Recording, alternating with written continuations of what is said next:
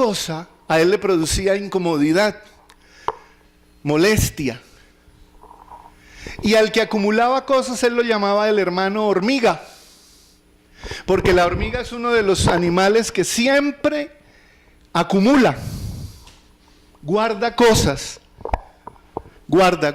Ustedes ven cuando presentan esos programas de Natural Geographic, no sé cómo se llaman esos canales, ahora se me olvidan, y presentan la estructura social de las hormigas y toda su acumulación de alimentos y de cosas. Ellas guardan, ¿no?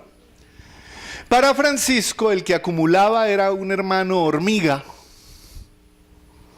porque acumulaba y no confiaba en la providencia divina.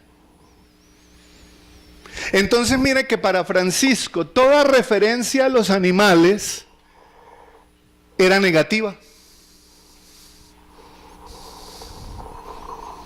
Nosotros lo hemos idealizado, entonces hacemos cantos de San Francisco y lo pintamos rodeado de palomitas y él las mira así con los ojos para arriba como de ternero huérfano y alza las manitas.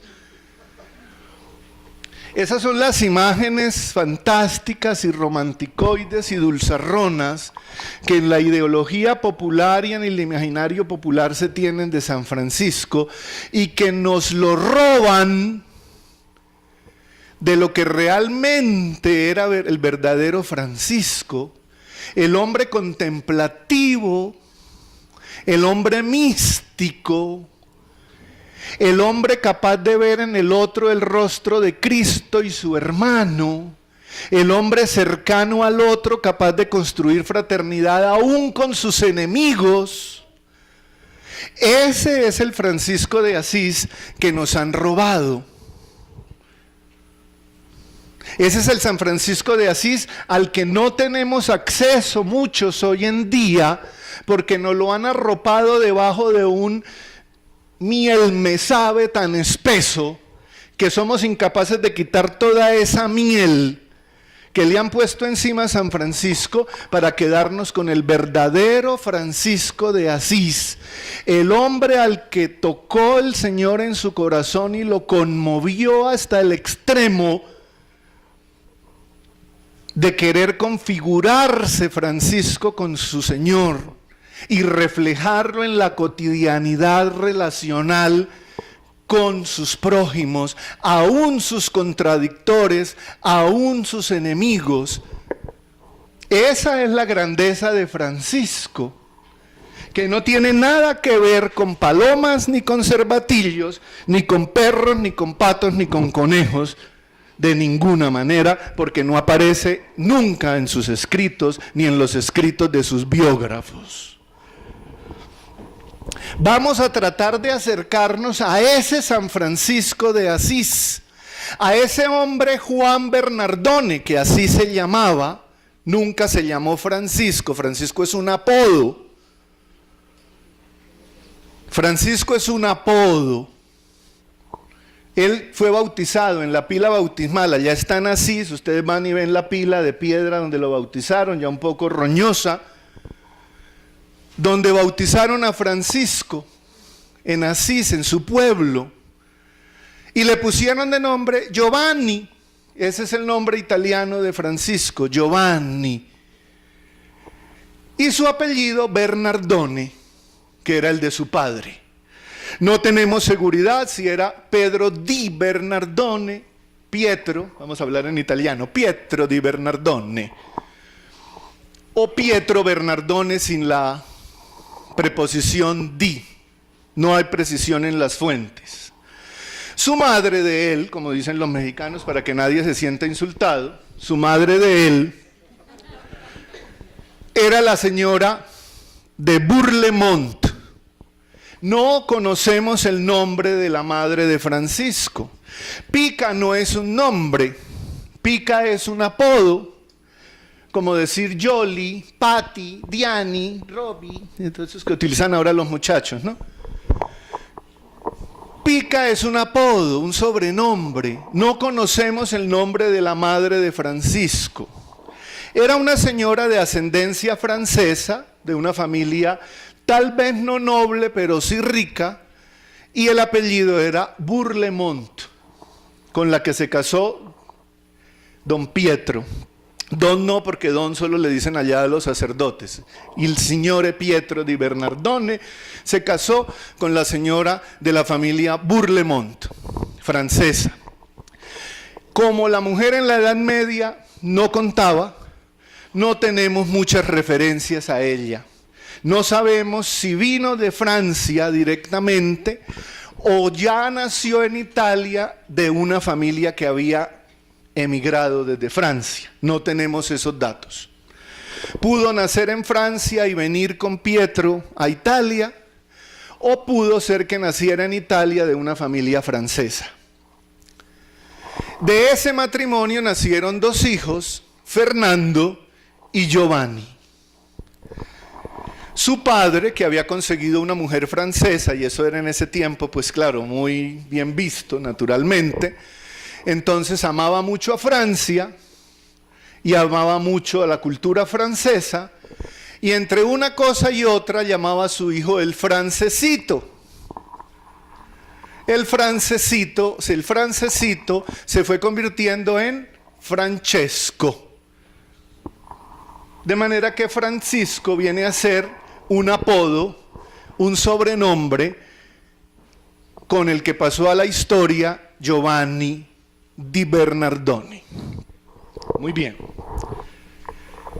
Se llamaba, nosotros lo traducimos en nuestra hermosa lengua castellana, Juan, que tampoco existe el español, dicen los españoles. Ellos hablan castellano unos, catalán otros, valenciano otros, gallego otros, y ellos no hablan nunca del español. Somos nosotros los que venimos a decir que hablamos en español. Ellos dicen que hablamos en castellano, porque es muy diferente al gallego y muy diferente al catalán. De manera que en nuestra hermosa lengua castellana decimos Juan, era el nombre de Francisco. Así se bautizó el jovencillo, aquel. Hijo de una familia burguesa, pero no noble. Ya ustedes mirarán en su historia de la Edad Media la diferencia que había entre los burgueses y los nobles.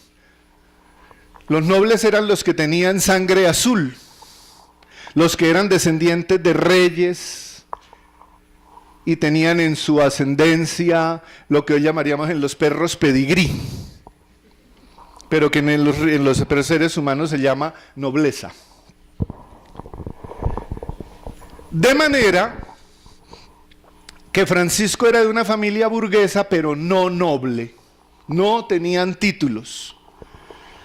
Los burgueses tenían plata, eran comerciantes. Ustedes ya conocen más o menos toda la historia de la Edad Media y se acuerdan cómo era toda esa película económica, cultural, y con el padre Fernando pues nadarán en la Edad Media durante estos 2 días que vienen. No nos podemos detener ahí entonces, pero don Pietro quería tener un título de nobleza. No le bastaba el dinero, porque a pesar de todo, el dinero no era todo allí en aquella época, sino que se requería el título de nobleza, tener un blasón, un escudo, con un yelmo, con unas figuras, con unos colores, porque eso me daba prestigio realmente ante la sociedad y no solo el dinero. De manera que el padre de Francisco quería y necesitaba tener el título de nobleza, y una de las maneras de lograrlo era a través de su hijo, a quien naturalmente como padre influenció y movió para que se hiciera parte del ejército de Asís. Y peleando en aquellas batallas que existían en aquel tiempo entre Asís, entre Perusa, con la Alemania, con los teutones, con los galos, etc., pudiera vencer una batalla, y al vencer la batalla como capitán de su ejército le fuera adjudicado un título de noble y un escudo de armas para su familia. Esa era la gran búsqueda de Pietro Bernardone con su hijo, al que más que comerciante en telas como lo era él, de donde había hecho su fortuna, quería que su hijo fuera un militar, para a través de ese hijo militar pudiera obtener el título de nobleza. Ese era el plan que tenía el padre Pietro Bernardone para su hijo. Seguramente todos los padres tienen hacia sus hijos un plan, tal vez también mi papá y mi mamá, y tal vez los papás y mamás de todos, se hacen ilusiones y se imaginan que su hijo vaya a hacer esto o aquello o quieran que lo sea. Pues Pietro Bernardone era un papá común y corriente, pues común y corriente, era rico, pero común y corriente.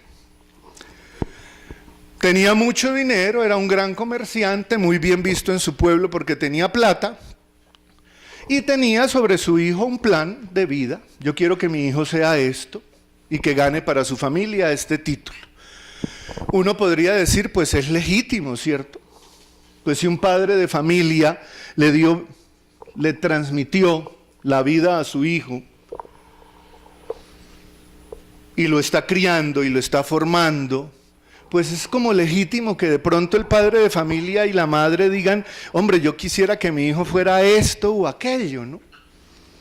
Podríamos decir que en cierta medida es legítima esa aspiración y ese deseo, pero es el deseo y la aspiración de su padre y de su madre, de él. Pero tal vez no sea la aspiración ni el deseo del hijo, aunque sea entre comillas legítimo que la mamá o el papá se hagan una imagen de lo que quieren que sea su hijo. Pero su hijo no va a ser lo que su papá y su mamá quieran, sino lo que su hijo decida. El papá y la mamá lo formarán, le darán criterios, le infundirán valores, invertirán su fortuna en criar a su hijo y en hacer lo mejor posible de él un hombre y una mujer de bien para la sociedad. Pero la opción y decisión que el hijo tome en el camino no depende de su padre ni de su madre, a menos que le pongan aquí un arma y lo obliguen a hacer lo que ellos quieren. De resto, la decisión del hijo siempre será libre y soberana, porque apenas le cortan ese cordón umbilical que lo separa de la madre, pasa a ser una persona independiente, que requerirá en las primeras semanas y meses del cuidado de su madre y de su padre, pero que es otra persona diferente a su padre y diferente a su madre y diferente incluso a la suma de los dos, porque no es la suma de su padre y su madre, es otra persona totalmente distinta. Eso le pasó a don Pietro. La señora de Burlemón era como muy tranquila allá en su casa y entonces pues como que no se metía mucho en el asunto, y el papá era el que llevaba pues el asunto y quería que fuera su hijo de esta manera y no de otra. Y como yo ya estoy cansado de hablar y ustedes también, nos encontramos aquí a las 10:30. Muchas gracias.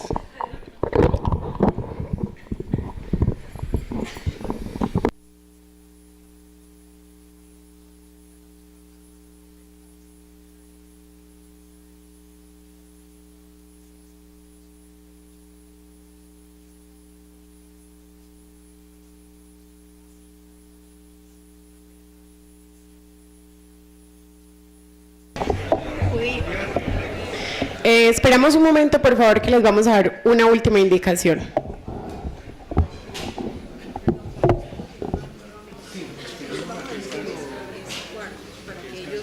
Bueno.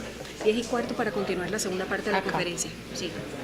Listo, entonces los esperamos nuevamente a las 10:15 en el auditorio para continuar con la segunda parte de esta conferencia. Gracias.